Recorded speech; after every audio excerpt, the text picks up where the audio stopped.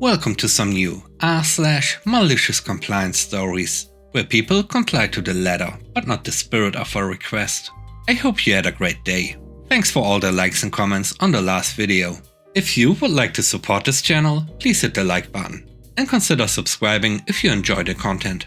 And now, let's start with the first story. It's called No Heavy Bags. This happened at the start of 2020. I worked as a cashier at a Walmart, and this day I actually worked at the registers.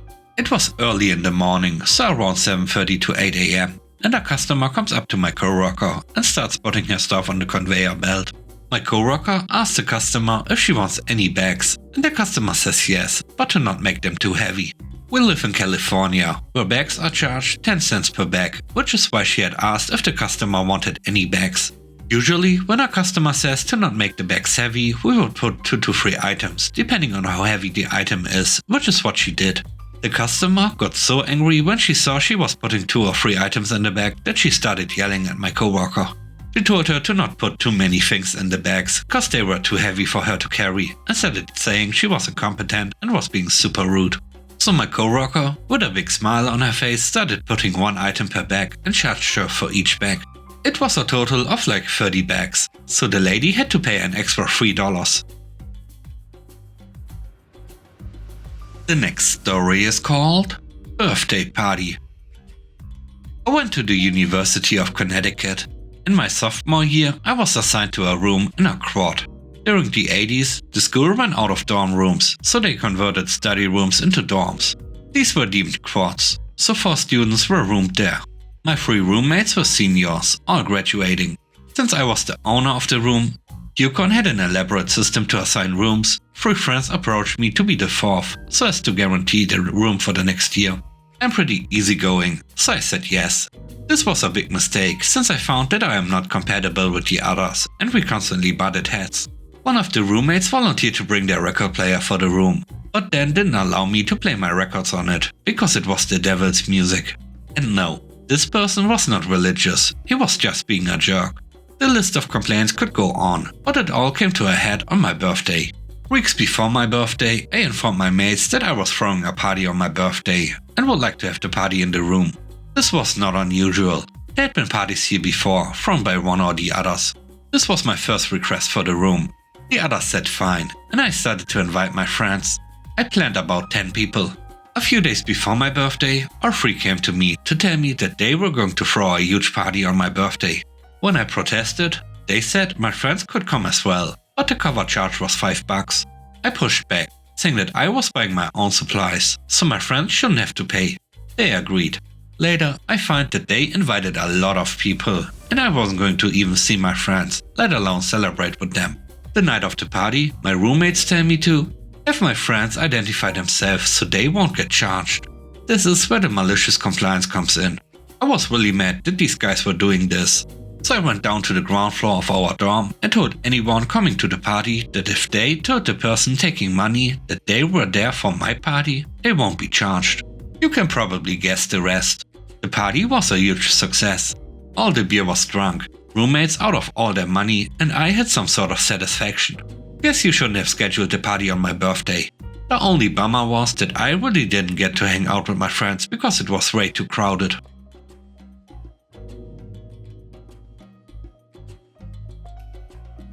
The third story is called 1950s Compliance. This story takes place in mid-1950s rural America. That was a time when it was common and expected that for most households the men worked and the women stayed home, kept the house and raised the children. The man was unequivocally the head of the family. These were the values of my grandparents, and they were happy with them. By all accounts, my grandfather had an adventurous palate and loved to try new foods. There wasn't an exceptionally large variety of exotic or new foods available in rural small-town groceries or markets in that era. So mostly, people made dozens of variations of all the same foods they were familiar with or could grow in their gardens. Well, the story goes that there had been some conversations at work that day, where my grandfather had been bragging about what a good wife he had and how she would always cook him anything he asked for to eat. I can almost hear the guys going, "Oh yeah? Is that so? Well, what about?" So my grandfather, Felix, comes home and he tells my grandmother, "Gladys, I want you to bake me a watermelon." "What?" "I've decided I want to try baked watermelon and I want you to cook it for me." "Felix, I'm not baking a watermelon." "Well, of course you are, because I've asked you to." "Absolutely not, that's absurd. You can bake a watermelon, it will." "Now, see here. I'm your husband, and all this arguing and carrying on is uncalled for. I've already told the guys about how you will make me anything I ask for and that you will make me this, even though they think you won't. Now, I put this roof over our heads. I'm the man of this house, and if I want you to cook me a watermelon, then that's what you'll do." Having played the dreaded man card, my grandfather had secured the argument. I could always picture my grandmother standing there, seething, until suddenly going stone cold. The only sign of trouble, that little twinkle of malice in her eye. "Fine, Felix. So be it. I will bake you a watermelon, on one condition. You'll clean up after it." My grandfather, having foolishly cut her off earlier and believing now that he had the upper hand, saw no problem with this and easily agreed. After all, how much trouble could it be to clean up after a watermelon? As the story goes, when that watermelon exploded inside the old stove, it blew the top completely off. And it was like a red liquid sugar bomb hit the entire kitchen. My grandfather, a man of honor and true to his word, and newly repentant for his attitude and not listening to his wife, cleaned everything. Walls, ceiling, floors, the entire kitchen. My grandmother got a new stove out of the deal, as well as the delicious victory of "I tried to tell you." And Felix got to go back to work and tell the guys that his wife had, in fact, baked him a watermelon. That it was absolutely indescribable. And how he hoped that they had wives as good as his and would soon get to try it for themselves at home. The last story is called 1 million per year. This happened around 15 years back. I used to lead a back office process for a shared service center that was wholly owned by a major European telco. The offshore unit was based in India. One of the processes that we had was SIM activation, which was a manual process. New SIM card activation used to come in an Excel sheet, which the team used to activate based on certain prerequisite checks. It was a 15-member team that worked 24/7. We came up with an idea to automate, and using macros were able to automate almost 85 to 90% of the process. My stakeholder back in the EU was happy, and we were able to redeploy 12 members to different units outside my processes. A couple of months after comes our new compliance head. As a part of his induction, we showed him our process, and he was quick to point out the automation and how it was not compliant since it was not made by IT.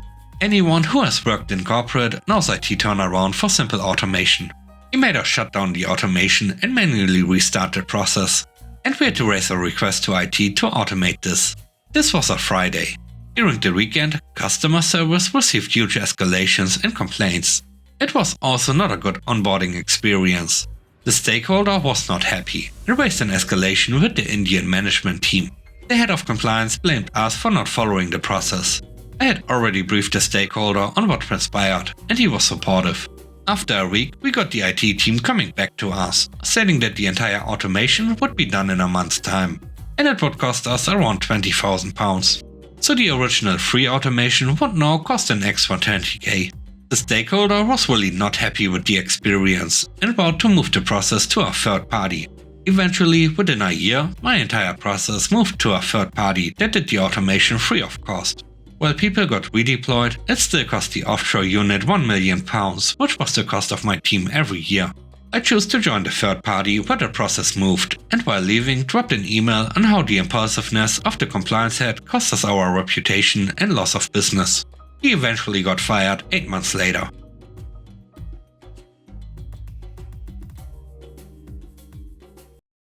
And with that, we end today's video. Let me know what you think about the stories. On a scale of 1 to 10, how would you rate the stories and today's video? I hope you enjoyed the video. If you like what I do and want to support me, please subscribe and hit the like button. I hope you have a great day. Stay safe. Bye bye.